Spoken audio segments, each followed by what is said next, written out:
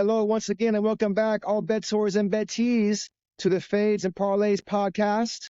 We are very excited to be entering week 2 of the NFL season. We had a good week last weekend, in my opinion, going 4-2. I am your host, Mr. Wright, joined by my co-host, Mr. Sanders. Mr. Sanders, say hello to the people. Hello to the people, Mr. Sanders. What's happening? Now, you wanted to speak on last week a little bit, Mr. Sanders, talk about our 4-2 record and how that went? Yeah, personally, I'm a little disappointed in it. I'm still a little upset. Pretty much everything kind of went the way it was. I didn't expect T.J. Watt to wreck the whole game. I just kind of expected him to wreck half the game. So that man is a freak of nature, and we deserve to get our ass handed to us. Whether it's done by Uber, feel free to sponsor this podcast, by the way, or whoever it may be, with that man delivering the ass whooping that he put down. But the whole, the Miami line issue, pretty much as I said, thank God for that fumble at the 1, because that game would have been probably a wrap. So good looking on that. Everything pretty much when it went. The only thing that shocked me, I'm not shocked that the Niners won, but what shocked me is how they handed the Jets defensive line there. Yeah. Let's go. Yeah. I knew your let's go. Let's go. I mean, that fool was getting into the second level by the time somebody saw him. Forget touching him. That shocked me. I couldn't get over it. I was depressed because, again, I wouldn't even mind losing the game, but it was just dominant. Like, they got dominated. And like, when it got to halftime, I'm like, all right, let's tighten it up. You see that more often than not, especially for defenses. Right. Yeah, no, they were like, fuck it. Let's just stick to what we're doing and give up another 2,000 yards in the second half on the ground. Let's go. So that was really, really shocking. It's going into my personal part of one of those games that we're taking today. But all in all, that was just drag you into an alley. I'm gonna beat your ass and take your wallet, man. Word. That was really, really unbelievable. But I'll say this: Aaron Rodgers can still sling the rock. Affle was 100. just. I think he was throwing too hard in the first half, just to kind of show everybody, yeah, I still got it. First half wise, I thought so. And that man is the best quarterback on the face of the planet that I have ever seen. Catching a motherfucker offsides, throwing dime touchdowns. This fool is off the fucking hook. Or he does it too for the 12th man trying to get off the field. He does the same thing when it comes to that. I've never seen nothing like it, man. That dude is something else. But, man, that dude can still sling the rock. So I'm hoping now everybody can take a deep breath. It is week 1, people. It's not the end of the world. Even through some things week 2, but it's like week 1. Oh, it's over. It's all over for them. Now they ain't going nowhere. Oh, my God, how could they? They're garbage. And it's like, yeah, maybe the Carolina Panthers, but let's say, like, everybody just pump your brakes a little bit. You know what I mean? Yeah. So, kudos, Niners.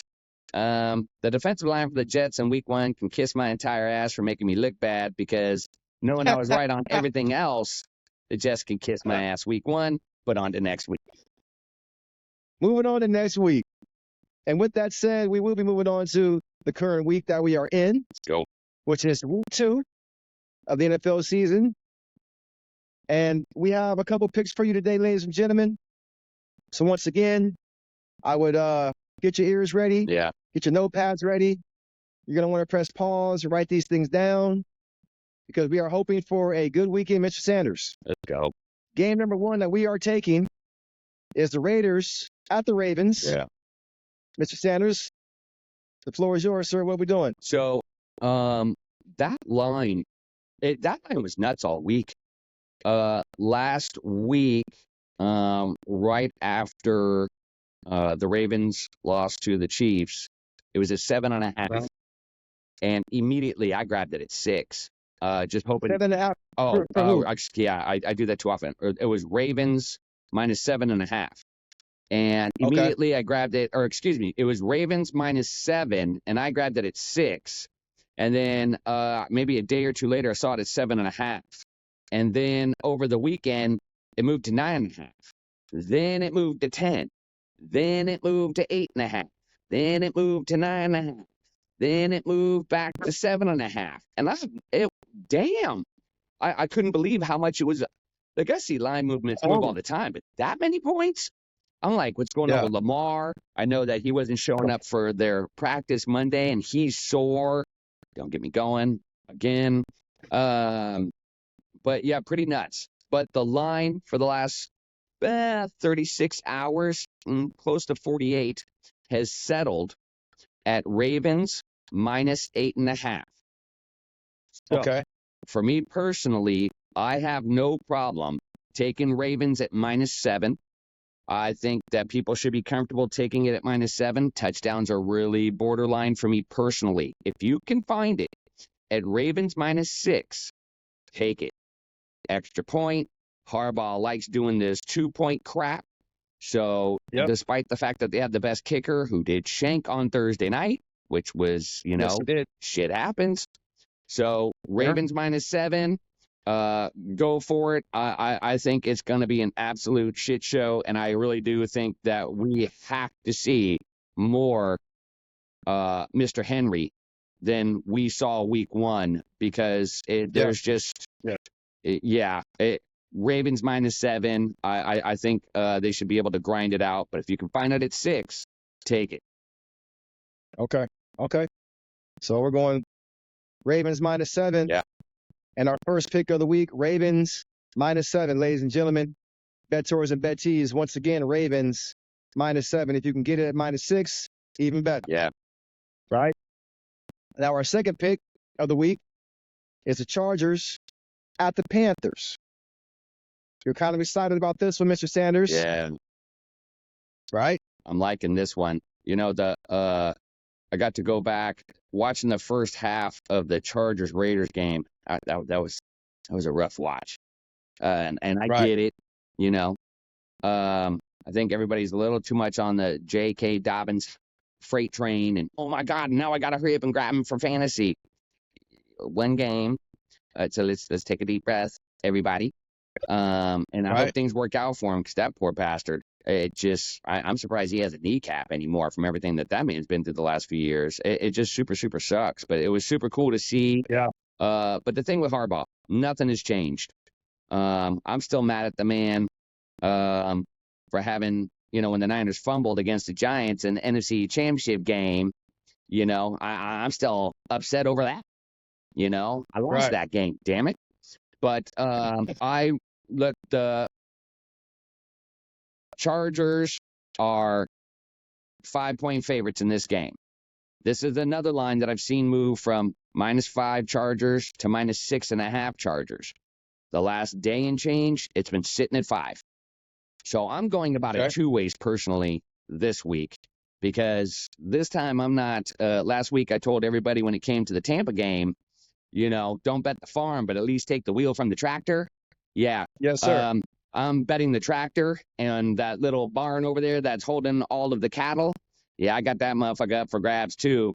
So the way I'm taking this game is watching the patheticness. Sorry, Mr. Grassfields. The patheticness of what the Panthers were last week was pretty sad. Another reason why they need to play these people more. But they got out physical. And Bryce Young, I'm not too sure he understands what a quarterback is supposed to do. I'm a little confused. But I think that Carolina's going to get out physical. They're missing Brown. He's done for the year. And that dude was a freak show last year. He had the most tackles in the history of the NFL by an interior lineman, which was a pretty nutty stat to see. And it's just like, dude, Aaron Donald's the greatest interior lineman I've ever seen. I don't care what anybody says. Yeah, just the greatest interior lineman I've ever seen. And it's no contest.